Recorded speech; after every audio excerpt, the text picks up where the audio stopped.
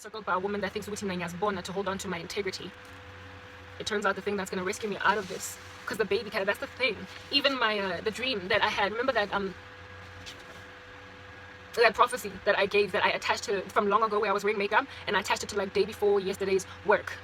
The end of it was just this ominous closed up thing where I'm still stranded and I'm being killed. Gathering dust, dying. The dream of Whitney Houston, it ended with the baby abandoned. Literally, I just don't see what happens, how I get rescued, how nobody comes for the baby and the baby therefore is given a new family, nothing. It just ends that way. My dreams end with me being attacked, harassed by the wicked around, and I'm just like enclosed by them. The dreams that were Emmanuel Baptist, I told you about the one where Jonathan locked me, but with the young adults ministry, all of them, they locked me in that dark room and walked into a far distance, and I was left by some toilets and bathrooms. I was just left there, and it ended that way. Nobody came to open it up for me. I did not miraculously get out of it. I just stayed in that dark environment. But I am the child of God. I'm supposed to conquer over serpents and scorpions and over all the power of the enemy. Nothing shall by any means harm me. So how do those dreams end like that? I've also had dreams where I'm praying to God, and I'm praying in the middle of demonic attack, and it appears that I'm not winning. But the demonic attack overwhelms me. And is that unbiblical? No, it's not. It's not unbiblical. I'll tell you why. The Lord has given us authority, yes, to trample on serpents and scorpions and over all the power of the enemy. Nothing shall by any means harm us. But it is not entirely unbiblical. There's a time in history when it's not unbiblical for Christians to be overcome. It's part of the strong delusion that God sends.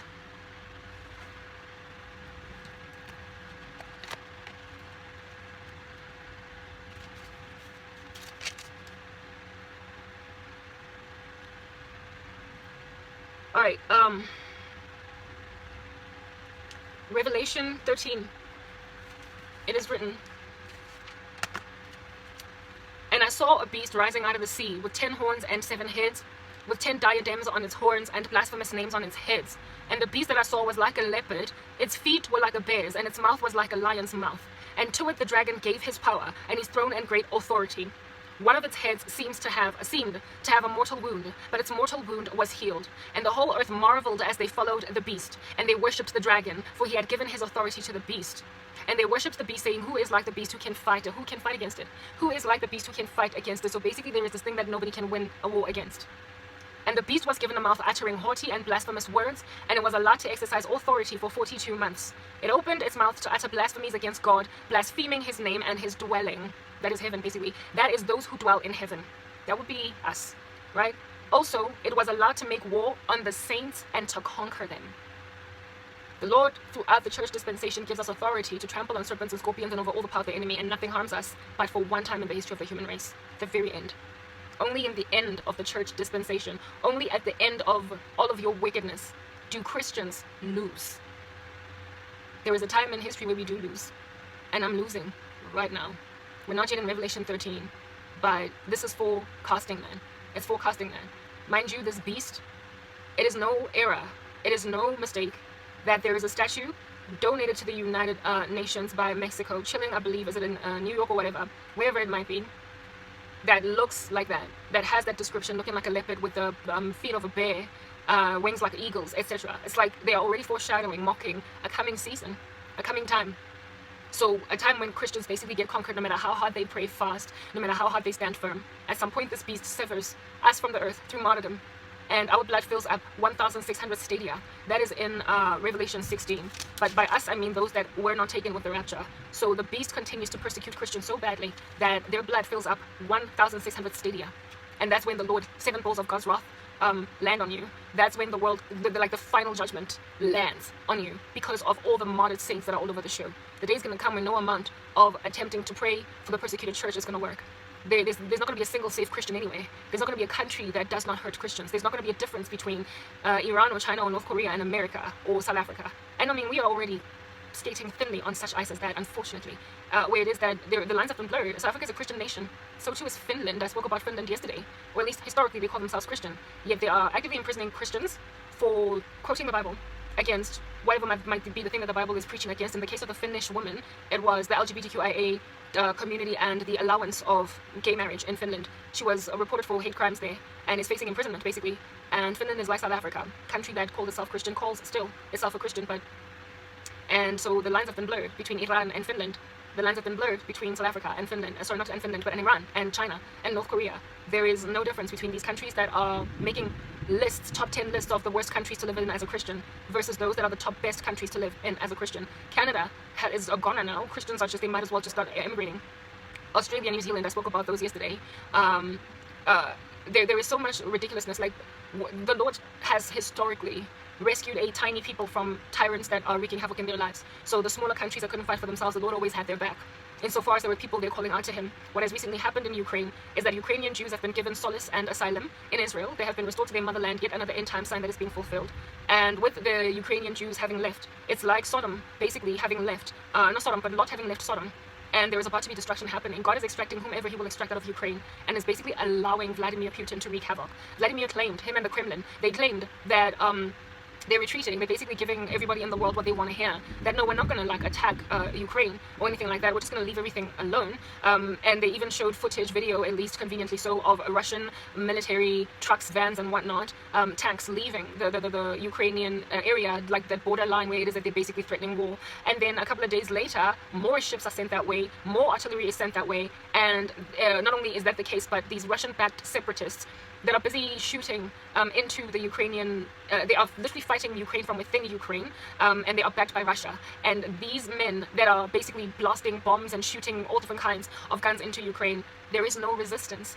There is no resistance by Ukraine. Like, they're not resistance, but what's the word that I'm looking for? There is no retaliation. Ukraine is not retaliating because they're so small that if they did retaliate against the Russian-backed separatists, not even Russia, not even Vladimir Putin's men, but the separatists, if they fight back against the separatists, Russia is going to be given an excuse to basically decimate Ukraine. And this is what it is that Russia is saying to the Ukrainian people on the ground.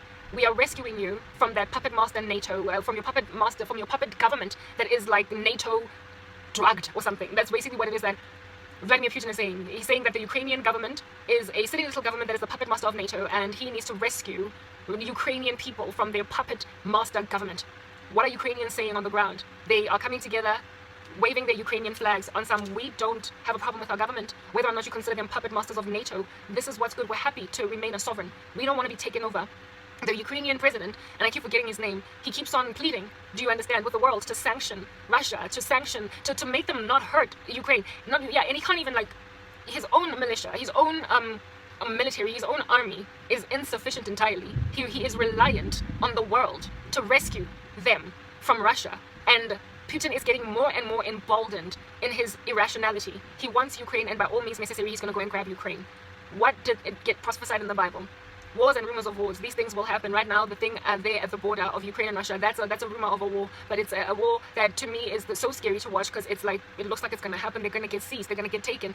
And the one guy in Ukraine, one of the civilians on the ground that was with this march, this protest against Russia, saying, we don't want you to take us. We are happy to be Ukrainians. Let us remain a sovereign. When interviewed, he was like, what do you think is going to happen? And with a very sorrowful face, carrying a child on his shoulders, the child of which is also, waving a Ukrainian flag, is like, what we're facing right now is sorrow and lots of death. And it just broke my heart so much, because I looked at him and I looked at his son, and I was like, if Putin invades, either both of you will die or one of you will die, or you will be separated by war, and there will be nothing for this child to look forward to. And there was this one missionary woman there in Ukraine on some, I'm just up my passport and my visas and everything are prepared. I'm just waiting to see what's going on, and I'm going to leave if at all things get too bad. But things are so bad right now that she might not even have an opportunity to go to the airport and leave. She just is hoping that this is not going to happen. Why would they sit tight in their countries hoping that this is not going to happen? They're hoping that there will be international intervention that will literally make Russia stop doing what it's doing, right? That's what they're expecting. France made a call, is it Macron or whatever, made a call to Russia on some dude, like, try not to hurt Ukraine. And Putin is like, who are you exactly? Like, look, I like your call, thank you very much, but I am going in. I'm going in. And the reason why that French president guy is trying to stop Russia from doing what it's doing is because the level of instability that this invasion in Ukraine by Russia is going to cause in Europe, because the level of instability that it's going to cause is going to basically make everybody uncomfortable all over Europe, like what happened in the days of the Nazi regime. The other world leaders in Europe are like, try not to hurt Ukraine, like, just leave them alone. I mean, you've already got enough, guy, like, leave them alone. But this guy is so determined to go and grab Ukraine that he wants to destabilize all of Europe, of which has got Germany, it's got France, it's got the United Kingdom. There are so many countries that are going to be hurt ripple effect style, but Putin is like, whatever, I don't care. And if that happens, then, I mean, guys, we're basically looking at World War III. It's going to start with Russia invading Ukraine, but the retaliation from the world, the retaliation from the West as well, from America, from the rest of the continent is going to be so extreme. It's also going to embolden China to invade Taiwan. So if Putin goes into Ukraine and takes it, or at least he will take it. They can't fight for themselves. If Putin goes in and takes Ukraine, mind you, Naledi Pandemonium stands with Russia. This is who she's standing with, South Africa. Idiots, right? Mamelang. If Putin goes in and takes Ukraine, there is going to be great instability and likely retaliation in Europe. That which is also going to spark up retaliation in the West, in the United States. And there's going to be war then that is going to be sparked. North Korea, China, and Russia are standing with one another. They've been trying to wreak havoc in America's life. So if some countries in Europe fight back against Russia, and the United States also fights against Russia in order to try and protect Ukraine, you must understand that those experiments, those tests, those long-range missiles that are well within the United States airspace, that can reach the airspace, their radar is very vast. Those missiles that Kim Jong-un has been testing, right? He will launch them on the US. He will launch them as he's coming together with Putin, and they are presently allied with each other, such that even if Boris Johnson or Emmanuel Macron or whoever else there in Europe decides that Russia, this is irresponsible, we're going to fight against you, there's going to be infighting in Europe amidst countries there. China, Asia, is going to become even more unstable, and China's going to wreak havoc in Taiwan, so there's a war breaking out there. The war against Taiwan, the US is also going to want to stand for Taiwan, because they've been trying to, right? But Taiwan, just like Ukraine, is also tiny, so if China decides to invade with all of their bombs, it's over for Taiwan, they're taken. But without a fight, not without a fight, the rest of the countries in the world are going to want to fight to fix this problem. So we are dealing with a most cataclysmic World War III that is much larger than anything at all that we have ever seen in the world. It's going to be far worse than what happened in the days of Hitler and even World War I. It's going to be far worse. It's going to be bombs, guns blazing in the continent of Asia, the continent of Europe, and the continent of North America. And these are the strongest continents in the world. All that will be left is Africa, Australia, Antarctica, South America. And they're weak in comparison to these that I've just mentioned. Basically, world superpowers are going to go to war. And when they go to war, we all go to war. It's over. And there is no recovering from that scale of war, especially considering we've got the kinds of weapons now that can lay waste a city and a land with so much radiation all over the show that nobody can go in there for years to try and recover lost anything or rebuild again until the radiation has sort of kind of simmered down. And that takes years. Grandchild, that is the whole thing that is being spoken about with Babylon, modern day Babylon. Why people don't believe that it can be rebuilt is because of the radiation that is there. It's so toxic, the land, that it cannot be re-inhabited. So after nuclear bombs land in the US, in Europe, in Asia, there is no rebuilding. They're gonna have to try and invade Africa. They're gonna have to try and invade places where it's not as toxic in the air. And in order for the human race to be rebuilt from that, it's going to take hundreds of years, guys. It's basically like what's going on. And have you seen the movie, the show, the series on Netflix, The 100? Yeah, you're gonna have to go to outer space for a season and then try and see if you can come back down to the Earth again, because the radiation has settled, because the world went to war and radiated the planet to a point where it was no longer habitable by human beings. That's what we're looking at. And the horseman of the apocalypse, that's red in color, I believe, that guy's war, and he is going to kill a quarter of the human race, a quarter. It's Bible based. The veracity of the scriptures basically say that Vladimir Putin will go in for the kill there in Ukraine, and if he does, it's over for everybody, because there will be retaliation. That's good. Like, he's not thinking consequence management. Dom knows what that means. Like, they are so selfish, so self-focused, so inward looking that they can't even start to realize that if you bomb Ukraine, or if you try and invade Ukraine, the retaliation from Ukraine's allies is going to cause World War III. And the insanity of China is going to cause them to invade Taiwan, and that's then going to exacerbate, add fuel to that fire. And the Lord has had a tendency historically to rescue the world from world wars by basically causing sobriety to enter the minds of those who want to invade lands like Ukraine to just not do it. That's why so far China has been trying to invade Taiwan but hasn't quite done it yet. And Russia has been threatening Ukraine for a minute, but it hasn't quite gotten around to full blast. But right now, it's brewing and the tensions are so haughty that it's scary. To a point where that missionary lady that was like, I'm going to leave Ukraine as soon as the first bomb lands. I'm like, girl, where you going to go? Where you going to go? Because you might want to go, I don't know, Australia? Where you going to go? Canada? Where you going to go? America? Where you going to go? Africa? I guess you can come to Africa. It's likely going to be the last bombed place. But after everything becomes poor in wealthy nations, Africa is going to become even more poor. That's what you must understand. It's not the best place to go to run from war to. The best place to run from war to is a country that can hold you in a bunch, keep you in a neat little situation. So you're better off just staying there, letting everything bomb you so you can go to heaven, since you are a Christian missionary after all. If the Lord does not stop what Putin is doing from what Putin is doing, then that pretty much is an indicator that kuzophela, guys, kuzoshuba. Bomb are going to go exploding across the globe. Bombs are going to go off across the globe, and you will be sitting in what you imagined was a safe city or a safe country, and all of a sudden your city or your country is going to be laid waste, and you were like, but we were supposed to be protected. When you're saying peace and security, all of a sudden there is calamity. The scripture says the day's going to come when no matter how much we try to pray that Russia will calm down, that the Kremlin will calm down, that Putin will calm down. They're not going to calm down, because it's God's judgment that Russia should invade Ukraine, that the world might go to the dogs, that the Antichrist might be revealed, and people will marvel at him, say, who can conquer this guy? Because he has fostered peace after World War III. A quarter of the world's population dies before the man of sin is revealed. A quarter. The 4 horsemen of the apocalypse written off in Revelation 6. It's happening already. And the church is going to get taken out of here before that happens. And I'm sitting in a room, a hut in South Africa somewhere as a Christian, and I can't even warn the world. I'm overcome. The walls have closed in on me. I'm overcome. And Putin is like, I don't care. He's busy doing a televised speech to the people of Ukraine saying, but I love you. I just want to rescue you from your little puppet-mastered, NATO-loving city government. And Ukrainians are like, leave us alone. And Putin is like, I'm gonna love you and you're gonna see. And this thing that's happening in Ukraine reminds me of what black men are thinking where I'm concerned. Look, I'm rescuing you from this puppet master god of yours that is not really loving of you. And like a Ukrainian, I'm carrying a flag on some. I'm happy with my government, leave me alone. And Russia is arrogantly sitting where he's sitting. Putin is sitting arrogantly where he's sitting, and he's like, I'm gonna take you anyway. I feel like I said the other day, I feel like I'm Ukraine and these Russian-backed separatists are shooting into my land, and I can't retaliate, because if I dare retaliate, it's over for me as a country in total. And all of my negotiations with people outside are not working. And no matter how many people call my president, no matter how many people call my enemy and say, stop, try to not do this because it's going to hurt the planet at large, nobody's listening. They're so arrogant and stuck in their ways. That's why the Antichrist ends up taking power. He takes power because Putin is going to lose his standing in Russia after he causes World War III. He's literally going to be so hated by the world that he will no longer be able to maintain his power in any position at all. The Antichrist is going to kick him to the curb. He's going to likely arrest a whole bunch of people for committing crimes against humanity. He's going to rock up with the apparent vestibule that he's wearing of peace, but he is going to, of course, have a very nefarious, destructive agenda, because later on, as you read in Revelation 13, he makes you all take a mark on your right hand and on your forehead, and the way that you're going to agree to take that mark is because Putin will have wreaked so much havoc in your life, and he will have taken him and put him in a prison as a man who committed crimes against humanity, and the world is going to marvel at him on some, oh my goodness, the pompous Putin, the arrogant Putin, that nobody imagined could ever be brought low. No phone call from across the world would make him stop invading Ukraine. He's in prison. You're going to love him for those reasons. You're going to marvel at him and say, who is like the beast and who can fight against it? You're going to love him because he's going to rescue you from world leaders who are presently crazy. Look at Justin Trudeau in Canada. Look at Joe Biden in the United States.